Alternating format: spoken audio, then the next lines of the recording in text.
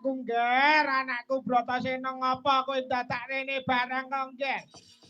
Padha winangku kabagian kamulyan satekane Bratasena. Wah, antuk pamujine Durna bapakku. Ulus raja ora ana alangan sawiji-wiji basaku ngatur. Tak tampa. Pengestune bapak namane ya ngger. Tak tampa tanganku loro tak regem dadi jimat. Ana bari gawe apa dene Bratasena? Marak sawanana saka lima tanpa tinimbalan, ngger. Wah, rikalengguhan samangku aku bakal nagih janji marang Durna bapakku. Aku bakal nagih utang marang Durna bapakku. Aku ora tau ngutangke marang Bratasena. Aku ora tau utang marang Bratasena. Duwe utang. Utang piye? Utang janji bakal menehake ilmu, kasampurnan ilmu. Kawijayan. Yuning rat pangruating diyu. Aja ilmu kuwi liyane ilmu kuwi wae, Ngger. Pun bapa saguh, pun bapa ilmu apa pun duwe. Arep njaluk ilmu apa guna kasantikan, guna kawijayan.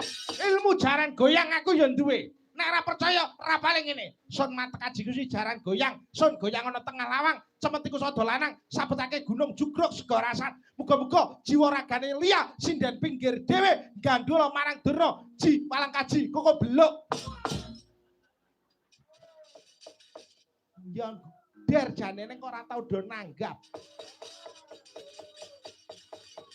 Aja ilmu kasampurnan ya, Ngger. Aku yen ora entuk ilmu kasampra entengke patiku Durna. Oh, ya.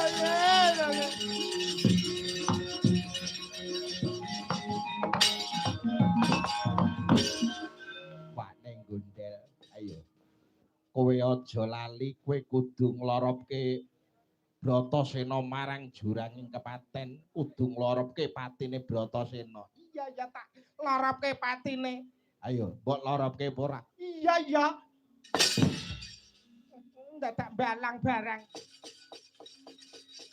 Bratasena, Piye? wong gayuh ilmu kuwi abot ya, Ngger. Ana paribasana ana tetembungan.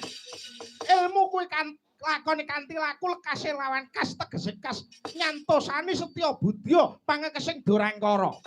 Apa Bratasena saguh marang pitukane? Tak tukune kanthi jiwa ragaku.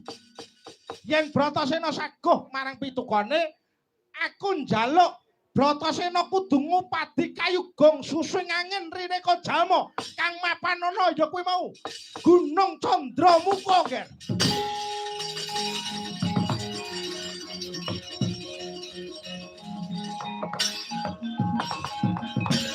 Kang mapan ana Gunung Candramuka. Saurunge Gunung Candramuka kuwi arane Alas Tribasara.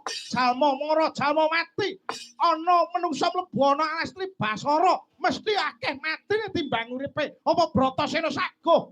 Wah, aku saguh. Saguh tenan. Saguh tenan. Sabubare Bratasena gayuh ya kuwi mau wujude kayugung susung angin. Bratasena kudu ngupadi banyu suci Perwitasari. Kang mapane ana segara Minangkalbu. Segara Minangkalbu kuwi ngendi? Minang kuwi nglamar kalbu kuwi ati manut ati sanubarimu. Yen pancen mangkono Durna Bratasena njaluk pamit pati kanggo padine kayugung susung angin.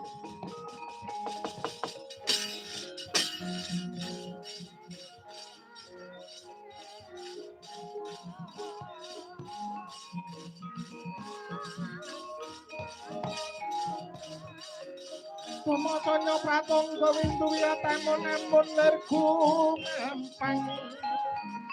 Oh